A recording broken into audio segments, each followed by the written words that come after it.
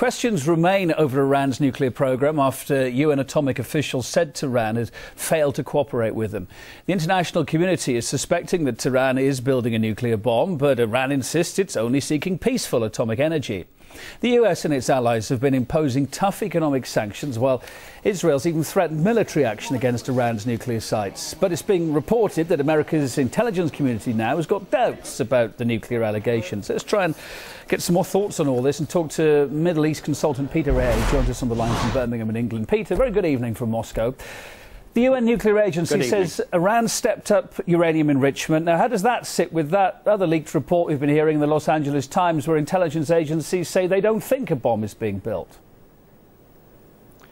I personally don't think there is any intention by Iran to go down that particular road. What you have to understand is this standoff with Syria, Iran and all the rest of the Middle Eastern concerns is basically a geopolitical plan for regime change. We saw it in Libya, we're now seeing it in Syria, and the same exercise in Iran. There is clearly a Zionist overtone, an Israeli overtone on the way politics is run in the West, because they dictate the ground rules, they provide the finances, and so the politicians do what they ask for. The other issue here is that there's definitely a Muslim standoff between Shiite and Sunni.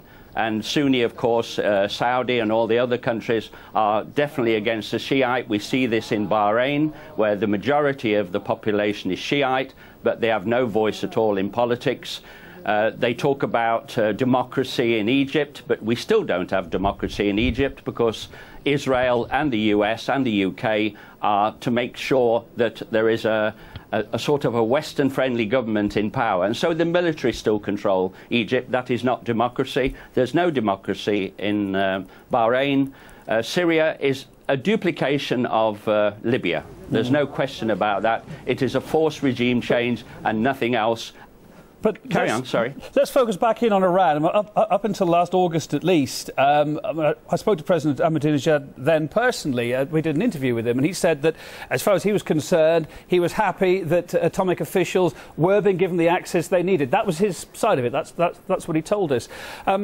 Now, UN atomic officials saying Iran is refusing to cooperate with them during the last two visits in recent months, so therefore they can't provide assurances that there are no nuclear weapons there. Do you think Iran could be doing a better PR job, if you like? Do you think it should be more transparent, i.e. it's not helping its cause here? I don't think it's necessary for a country to be so cooperative to the powers that be that are against them.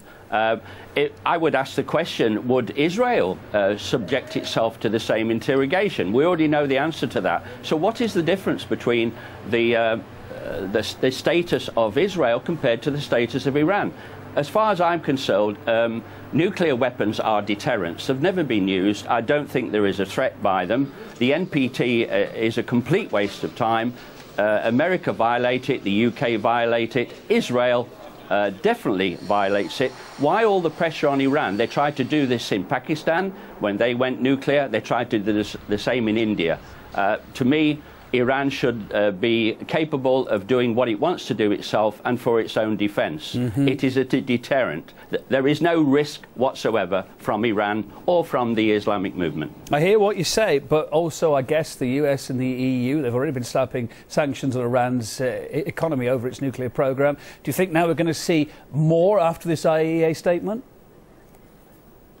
Yeah, yes, I'm sure, and I think the biggest issue, what I see coming out of this, as we've seen so many times, we're going to see a significant incident take place, which we all know is referred to as a false flag.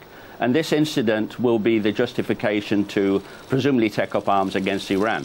What I do want to emphasise is that there is talk that Israel could carry out the first strike. Militarily speaking, and having worked in NATO, in the intelligence and etc., I can assure you that Israel does not have the capability to carry out such a strike, and it certainly doesn't have the weapons or the aircraft to carry the weapons to do the job. So if Israel does attack, it will be a joint venture with America, with the UK and with France. Exactly the same scenario as we've seen in Libya. Peter, very good to get your informed opinion tonight. Peter EYRE, Middle East consultant, on the line live from Birmingham here on RT. It's appreciated. Thank you. Good night.